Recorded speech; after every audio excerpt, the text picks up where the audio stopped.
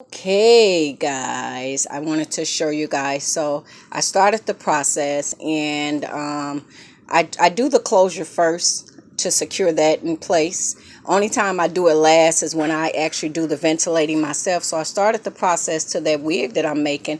So that's kind of how you pin the pins on there, guys, and then you're going to take it off over there to the sewing machine and make it do what it do. But yeah, it's sewed down secure, and I just want to give you guys kind of show you guys kind of that's what you're going to do, and you're going to keep putting the tracks in there till you get all the way up there.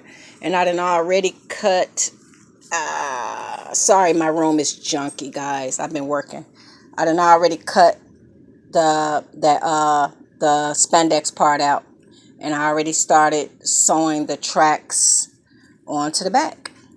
So I already got, like, I think 3 tracks sewn on there. But the reason why I use that is just to keep my measurement. All right. Bye bye, guys.